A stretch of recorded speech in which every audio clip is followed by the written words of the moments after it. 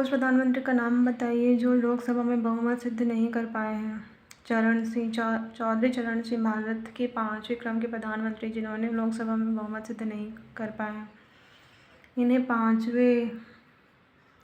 5 महीने में ही इस्तीफ़ा देना पड़ा है। उसके बाद फिर इसका ट्रिक क्या है? प्रधानमंत्री का जलाई मोचा राई पचाने अटल देगा। जलाई मोचा राई पचाने अटल देगा। तो जलाई जवाहरलाल नेहरू, लाल बहादुर शास्त्री, इंदिरा गांधी। मोचा मोरारजी देसाई और चरण सिंह। राई से राजीव। उसके बाद पचाने तो प से प्रताप, अच्छा से चंद्रशेखर, अटल, फिर देगा तो देवगौड़ा और गुजराल। फिर 16वीं लोकसभा के प्रोटेम अध्यक्ष कौन थे? 16वीं लोकसभा के एंड में बता दूंगी मैं, वीडियो के एंड में। प्रधानमंत्री का ट्रिक है वो वीडियो के एंड में बता दूंगी।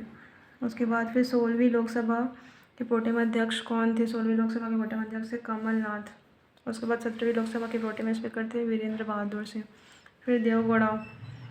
देखिए इसमें सबसे पहले कौन आएगा? विश्वनाथ प्रताप सिंह आएंगे 89 से 90। ठीक है। उसके बाद फिर चंद्रशेखर आएंगे। ठीक है। उसके बाद फिर अटल बिहारी वाजपेयी का 2 कार्यकाल है, तो अटल बिहारी वाजपेयी आएंगे। उसके बाद फिर इंद्र कुमार गुजराल आएंगे। इंद्र कुमार गुजराल।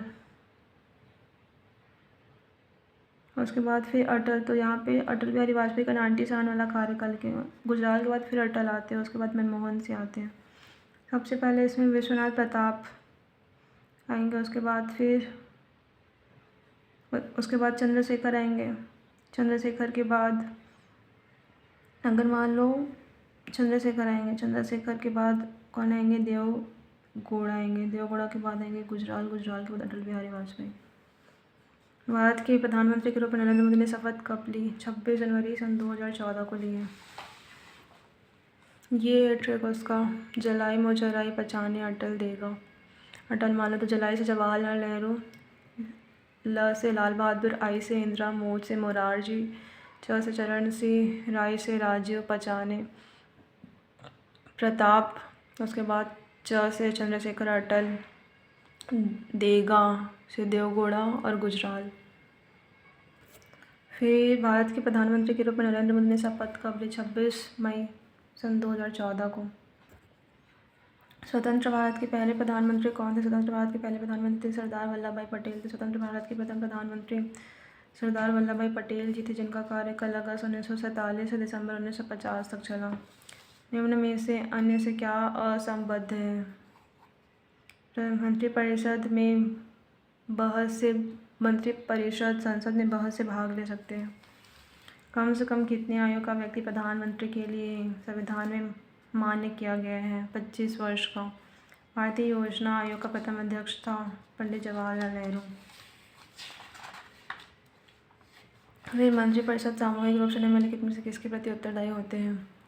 मंत्रिपरिषद सामूहिक रूप से मुख्य रूप से लोकसभा के प्रति उत्तरदायी होते हैं। राष्ट्रीय सुरक्षा समिति के मुख्य कौन होते हैं? राष्ट्रीय सुरक्षा समिति के मुख्य होते हैं राष्ट्रपति। फिर कैबिनेट में कौन सम्मिलित होते हैं? कैबिनेट में केवल कैबिनेट मंत्री सम्मिलित होते हैं। यदि प्रधानमंत्री संसद के उच्च सदन के सदस्य हैं तो वे अविश्वास प्रस्ताव की स्थिति में अपने पक्ष में वोट नहीं दे सकते। उप प्रधानमंत्री के पद पर सृजन कैसे हुआ है? मूल संविधान के प्रावधानों से हटकर हुआ है। भारतीय संविधान के निम्न प्रावधानों में से कौन सा प्रावधान मंत्रिपरिषद की नियुक्ति एवं पद च्युति में विवेचित करता है? अनुच्छेद 75। जो अनुच्छेद 70 है ना, वो अन्य आकस्मिकताओं में राष्ट्रपति की कृत्यों का निर्वहन जो रहता है वो संसद ऐसी आकस्मिकताओं में जो इस अध्याय में उपबंधित नहीं करता है। नहीं समझ में आया? जो अनुच्छेद 70 है ना, उसमें अन्य आकस्मिकताओं में राष्ट्रपति का कृत्यों का निर्वहन संसद ऐसी आकस्मिकताओं में जो अध्याय में उपबंधित नहीं है। अनुच्छेद 72 राष्ट्रपति के समाधान की शक्तियाँ बताया गया। अनुच्छेद 72 में क्या? राष्ट्रपति की समाधान शक्तियों के बारे में बताया गया। अनुच्छेद 72 में राष्ट्रपति की क्षमादान की शक्तियाँ बताई गई है। फिर संविधान का जो अनुच्छेद 74 के तहत क्या बताया गया है कि राष्ट्रपति की सहायता करने के लिए क्या होंगी? एक मंत्रिपरिषद होंगी जिसका जो अध्यक्ष होता है वो प्रधानमंत्री होता है। फिर जो अनुच्छेद 75 के तहत मंत्रिपरिषद की जो नियुक्ति एवं पद से हटाना का काम कौन, प्रधानमंत्री की सलाह पर कौन करेगा, राष्ट्रपति करेंगे। फिर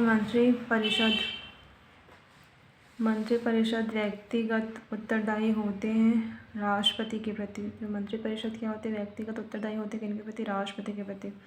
मंत्रिपरिषद व्यक्तिगत रूप से राष्ट्रपति के प्रति क्या होते हैं, सामूहिक रूप से लोकसभा के प्रति उत्तरदायी होते हैं। जो व्यक्तिगत रूप से मंत्रिपरिषद रहता है वो राष्ट्रपति के प्रति, और सामूहिक रूप से किनके प्रति होता है, लोकसभा के प्रति उत्तरदायी होते हैं।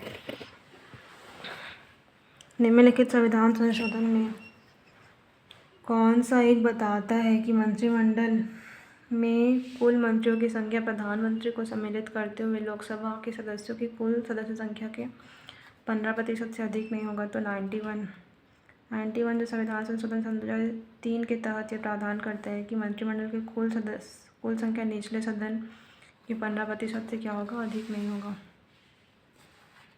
फिर निम्नलिखित में से कौन एक व्यक्ति एक से अधिक बार प्रधानमंत्री नियुक्त हुए हैं। अटल बिहारी वाजपेयी नियुक्त हुए हैं और इंदिरा गांधी नियुक्त हुए हैं। अटल बिहारी वाजपेयी, इंदिरा गांधी और जवाहरलाल नेहरू। पंडित जो नेहरू हैं वो 1947 से 1964 तक प्रधानमंत्री नियुक्त हुए हैं। फिर इंदिरा गांधी 1966 से 1977 तक और 1980 से 84 तक। फिर अटल बिहारी वाजपेयी 1996, 98, 99, सन 1999 से सन 2004 तक। फिर गुलजारी लाल नंदा 2 कार्यकाल हेतु कार्यवाहक प्रधानमंत्री रह चुके हैं। भारत के इस प्रधानमंत्री की मृत्यु देश के बाहर क्या हुई थी, लाल बहादुर शास्त्री की मृत्यु देश के बाहर हुई थी। फिर संविधान में मंत्रिमंडल शब्द का एक ही अनुच्छेद में प्रयोग हुआ है, अनुच्छेद 352 में। अनुच्छेद क्या होता है, 352 के खंड 3 के तहत राष्ट्रीय आपातकाल तभी लगेगा जब